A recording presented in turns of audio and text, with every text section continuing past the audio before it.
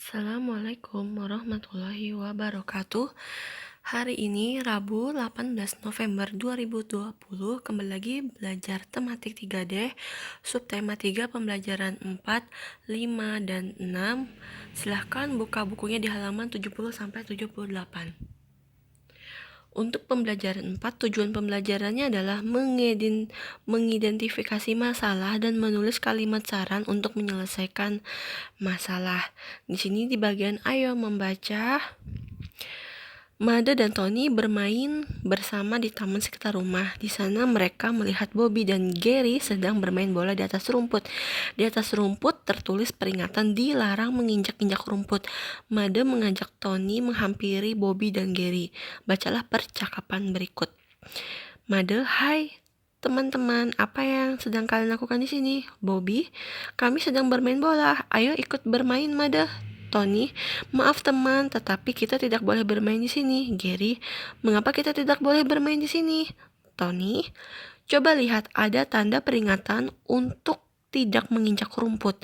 Made, benar, sebaiknya kita tidak berlarian di atas rumput karena dapat merusak rumput. Bobby, kalau begitu maafkan kami tidak melihat ada tulisan peringatan ini. Terima kasih sudah menegur dan mengingatkan kami. Tony, tidak apa-apa, kita harus merawat kebersihan dan kerapian taman ini. Gary, iya Tony, kami berjanji tidak akan mengulanginya lagi. Nah, pada teks bacaan itu, masalah tersebut diselesaikan dengan menggunakan kalimat teguran dari Tony. Dia menegur supaya tidak bermain di tempat itu karena tempat itu tidak boleh diinjak. Nah, teguran tersebut juga berupa kalimat saran. Apa itu kalimat saran? Kalimat saran itu, Ibu ingatkan kembali, dapat berupa nasihat atau imbauan. Di mana tadi ucapan Made yang memberikan saran atau teguran atau nasihat? Sebaiknya kita tidak berlarian di atas rumput karena dapat merusak rumput. Ya. Oke, lanjut di halaman 71, coba lihat gambar. Ada gambar apa itu kira-kira? Ada anak yang membuang es krim sembarangan. Jadi masalahnya itu ya, ada anak yang memakan es krim terus sampahnya dibuang sembarangan. Terus penyelesaian masalahnya gimana? Itu Tony ya yang di belakang itu. Jadi Tony sebaiknya menasehati anak tersebut untuk membuang sampah es krim itu pada tempatnya. Nah, itu juga termasuk di kalimat saran. Gambar kedua itu memetik bunga di taman. Masalahnya itu ya. Jadi kita kalau memetik bunga di taman itu tidak boleh sembarangan karena akan merusak keindahannya. Penyelesaian masalahnya berarti yang pakai jilbab itu memberi nasihat atau imbauan kepada anak yang memetik bunga itu. Jadi kalimat sarannya apa? Sebaiknya kamu tidak memetik bunga sembarangan atau tidak seenaknya memetik bunga, harus dengan izin yang punya misalnya gitu ya. Oke, lanjut di halaman 71 itu di bawahnya ayo berdiskusi. Tujuan pembelajaran kita adalah menyebutkan kewajiban dan hak saat bekerja sama dengan tetangga. Nah, di sini Made dan Tony melaksanakan kewajiban dalam menjaga lingkungan. Menjaga kebersihan dan kerapian lingkungan sekitar adalah kewajiban setiap orang. Lingkungan yang kotor dapat mengganggu tetangga sekitar. Selain itu, terdapat kewajiban dan hak bekerja sama dengan tetangga. Kewajiban sebagai warga masyarakat harus dilaksanakan sesuai dengan kedudukan masing-masing. Contoh kewajiban bertetangga antara lain sebagai berikut. Gambar pertama itu di buku kalian yang paling bawah, kewajiban menjaga kebersihan dan ketenangan di lingkungan masyarakat. Dan itu juga kalian sudah terapkan ya di tempat tinggal kalian masing-masing. Kita harus jaga kebersihan, jaga ketenangan ini seperti apa? Tidak membuat keributan, tidak gampang berkelahi, saling menghormati ya. Terus gambar yang kedua itu kewajiban menjaga keamanan di lingkungan tempat tinggal. Misalnya ini ayah kita nih yang kena dapat jadwal jaga malam, misalnya di Siskamling gitu ya. Terus di halaman selanjutnya ada lagi contoh hak dalam bertetangga antara lain, misalnya 1, hak untuk tinggal di lingkungan yang bersih, aman, dan nyaman. Jadi setiap warganya itu saling gotong royong membersihkan lingkungan. Jadi semua orang punya hak untuk lingkungannya bersih, aman, dan nyaman. Gambar kedua itu hak untuk berpendapat dan bermusyawarah. Oke, sebelum masih di halaman 72. Di bagian bawah itu ayo berdiskusi. Lingkungan yang bersih dan sehat membuat tubuh kita juga sehat. Selain lingkungan yang bersih, kita juga harus memilih makanan yang bersih dan sehat. Bagaimana cara memilih makanan yang bersih dan sehat? Kamu dapat melakukan cara berikut. 1. Hindari makanan yang dijual di tempat terbuka serta tanpa penutup atau tidak dilindungi oleh kemasan makanan. Nah, diingat ya itu. Nomor 2, pilihlah makanan yang dijual di tempat yang bersih, misalnya jauh dari sampah, debu, dan asap kendaraan bermotor secara langsung. 3, hindari makanan yang dibungkus dengan kertas, bekas, ataupun koran. 4. Hindari makanan yang berwarna cerah dan mencolok. 5. Pilihlah makanan yang mengandung zat gizi yang baik untuk tubuh seperti protein, karbohidrat, dan vitamin. Kamu pasti pernah membeli makanan. Makanan apa yang biasanya kalian beli? Nah, itu harus berhati-hati ya dengan memperhatikan cara memilih makanan yang bersih dan sehat tadi. Itu ya di halaman ini tadi Ibu lupa.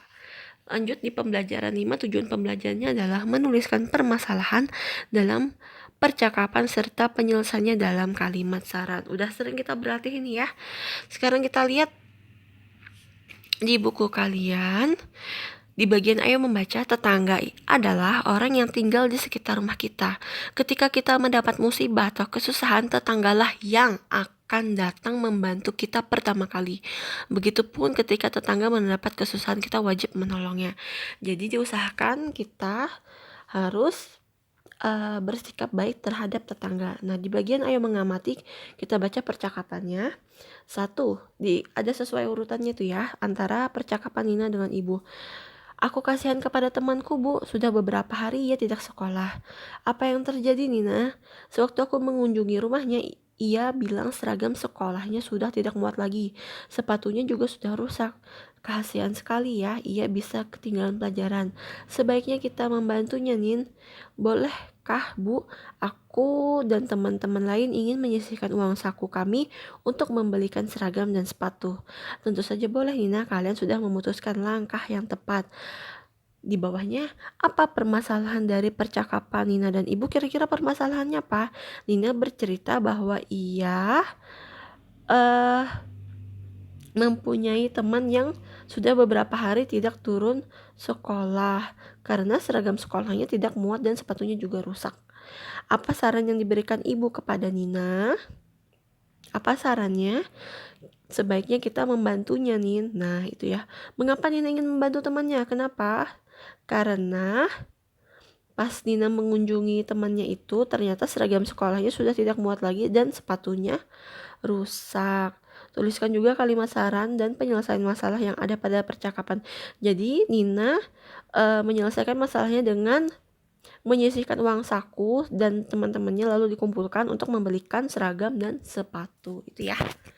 Mencermati, mengidentifikasi permasalahan dalam percakapan serta menyelesaikan permasalahannya dan dalam kalimat saran. Oke.